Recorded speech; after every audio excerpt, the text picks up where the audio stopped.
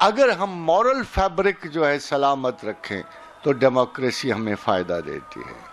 ہمارے پاس کائنات کی سب سے بڑی قیمتی متاع موجود ہے. یہ نہ ہو کہ اقبال کے ہی لفظوں میں کہ ہمیں احساس زیاں جاتا رہے اور کارواں ہم ڈیموکریٹ نہیں ہو سکتے. اصولی بات ہے جہاں جہاں ڈیموکریسی ہے وہاں خدا کا اخلاقی قانون وائلیٹ ہو چکا ہے. جہاں جہاں ڈیموکریسی چاہے امریکہ میں چاہے برطانیہ میں.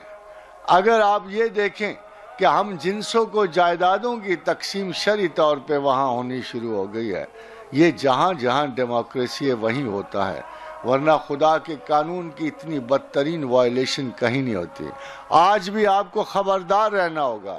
اگر آپ کو جمہوریت چاہیے تو جمہوریت زندگی کے مسائل کے لیے ہے, غریبوں کے لیے ہے, زندگی کی ہر اس کمی کے لیے ہے جو بیشتر آپ کا حق ہے مگر آپ کو نہیں مل رہی. مگر یہ یاد رکھیے گا کہ ڈیموکریسی کے حصول میں سب سے پہلا تحفظ یہ ہے کہ آپ کے اخلاقی اور دینی نظام کو کوئی ضرر نہ پہنچے.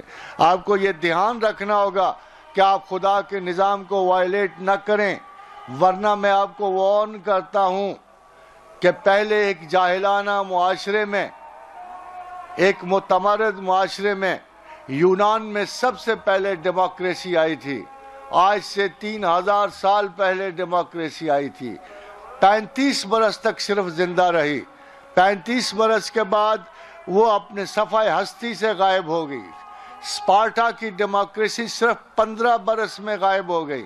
سب کی صرف ایک وجہ تھی کہ وہ ڈیموکریسی کے نتائج تو حاصل کرتے رہے مگر ان کے اخلاقی نظام جو تھے دریا برد ہو گئے.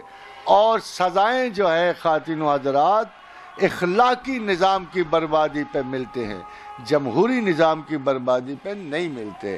اس لیے آئندہ بھی جب آپ کو انتخاب کرنا ہوگا تو کم از کم کوئی مورل لمٹ دیکھنی ہوگی, کوئی نہ کوئی.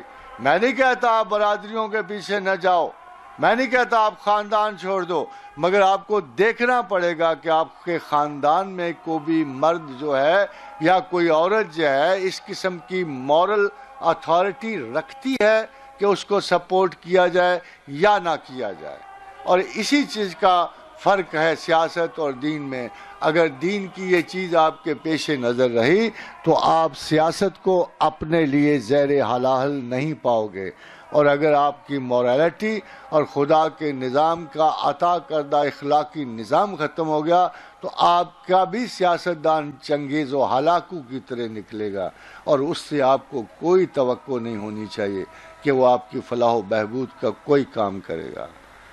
وما علینا الا البلاغ.